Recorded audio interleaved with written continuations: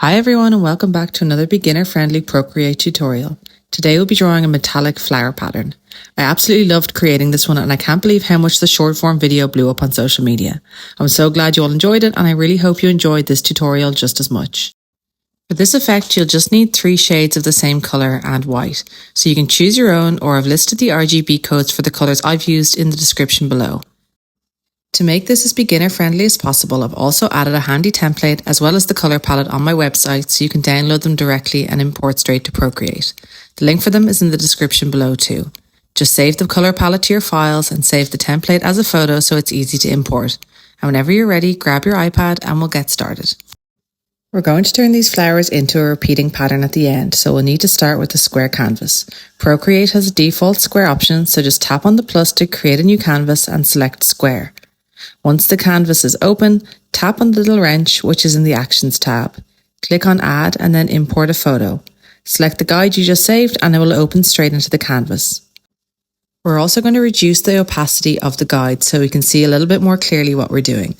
So to do this, tap on the Layers tab, tap on the N and reduce the opacity to around 50%. If you've decided to save the colour palette, click on the colour wheel and select Palettes on the bottom right. Then tap on the plus in the top right corner and import the colour palette from wherever you saved it in your files. It will then show up as your most recent palette. To start off, we're going to use the monoline brush, which you'll find in the calligraphy section. Bring the size all the way up to max by using the top slider on the left hand side. Select the darkest shade of your colour, which in my case is the dark pink, and then go into your layers and create a new layer by tapping on the plus. Then hold down on the new layer and drag it beneath the guide layer so that the empty layer is on the bottom. The next thing we're going to do is draw a circle using the quick shapes function. So to do this, draw a rough circle following along the red circle of the guide and hold it for a split second at the end. You'll see an ellipse menu at the top appear. Tap on the arrow and select circle. Don't worry about it being perfect because as you can see, mine's not exact either. Once you have the circle drawn, select the cursor and then go down to snapping and magnetics and turn it off for this stage.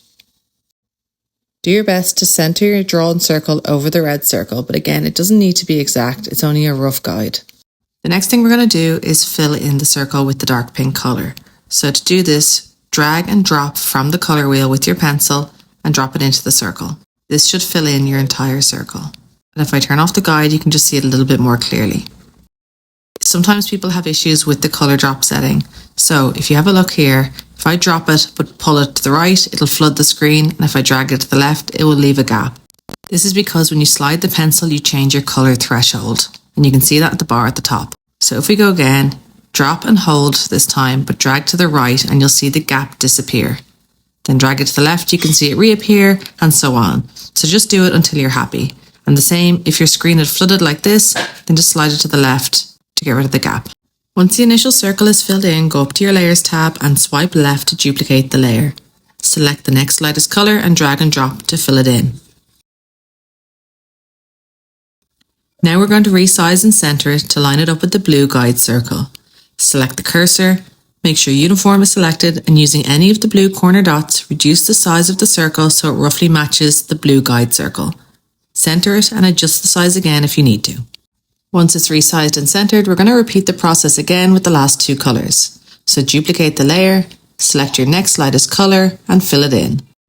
Then select the cursor and resize it down again, and this time center it off the green guide circle. Don't worry too much if these aren't exact, it's just a guide and we're going to be blending all these colors shortly anyway. So for the last one, duplicate the last layer again and this time fill it in white. And then once it's filled in, tap on the cursor again and resize it this time off the orange circle in the center. Once you've completed this step, you can go up to your Layers tab and toggle off the guide layer as we're finished with it for the moment. The next thing we need to do is merge all of our layers together except for the guide layer. So to do this, place a finger over the top circle layer and the bottom layer and then pinch them together. Now all of your circles should be on the same layer. If you don't manage to get them all on the first go, just keep pinching until they're merged, or if you've accidentally merged the guide layer too, just tap with 2 fingers to undo and try again. Now we're going to turn on alpha lock, which means we can only make changes to whatever's drawn on the layer. There's a couple of ways to turn it on, and the first is to tap on the layer and select alpha lock.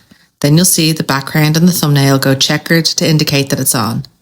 The other way is to swipe across on the layer with 2 fingers, and again you'll see the checkered background.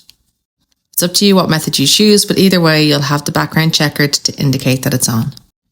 The next thing we're going to do is to blur the circles so that it turns into a sphere. So to do this, select the wand which opens the adjustments and then select Gaussian Blur. Slide from left to right until all the circles are blended, which in my case is about 25%, which you can see at the bar on the top. We're going to leave Alpha Lock on for now and go back into the adjustments. This time, select Noise and you'll see a menu pop up at the bottom. Select Ridges and slide from left to right until you're about halfway along the top bar, which is around 150%. Then set the scales to roughly 60%, the octaves to around 50% and the turbulence to max. Tap on the little lightning bolt, make sure additive is turned on and that single is selected as well. When you have all of the settings correct, tap on the wand again to exit the noise settings. Now go back up to your layers and turn off Alpha Lock by using either of the methods we looked at earlier. Then toggle the guide layer back on and make sure that the bottom layer is selected for the next step. For the next part, it's easiest to turn on the brush cursor if it's not already on. So go up to the little wrench, which is your actions, toggle on the preferences, and then toggle on the brush cursor. Now when you hover your brush over the canvas, you'll be able to see exactly what size the brush is before you do anything. Now go back into adjustments and select Liquify. You'll see another menu appear along the bottom and this time click expand. Before we do anything, you'll be able to see how big your cursor is going to be using the brush cursor setting.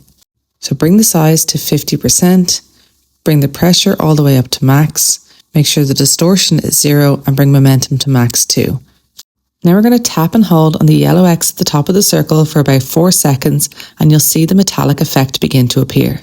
If you hold it down for any longer than that, the colours will blend together too much and you'll lose your metallic effect. So next, go to the X at the bottom and do the exact same thing for 4 seconds. The reason we're using opposite X's is because you want your flower to be as symmetrical as possible. So just work your way around until you have all of them done. And one thing to note is that where you tap down exactly with your pencil is how light or dark your petal is going to be. So as you can see, this one is quite dark. So if I just do it again, zoom in and tap on a slightly lighter area, it'll make the petal lighter overall. So again, finishing off with the last X in the top left.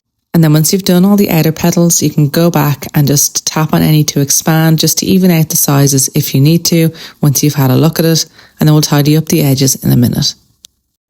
And once all your outer petals are complete, tap on the X in the center, and this will create the center of your flower. So the same thing as before, just tap and hold for about 4 seconds, and if you're not happy with it, just tap with 2 fingers to undo, and you can go again until the colours look a little bit better. To fix the gaps at the edges, select the pinch function and reduce the size a little bit down to about 40%. Then just tap and hold for a couple of seconds where each of the petals meet and it'll just close these gaps ever so slightly to give you a cleaner look on your flower. Take your time with these steps because it can take a little bit of time to get it looking exactly how you want it, but once you are happy with your flower, go up to your layers and toggle off the guide layer for now. The next thing we're going to do is create a shadow for the flower. So the first step to do this is to tap on your layers, swipe left on the flower layer and duplicate it. Tap on the bottom of the 2 layers and click on select.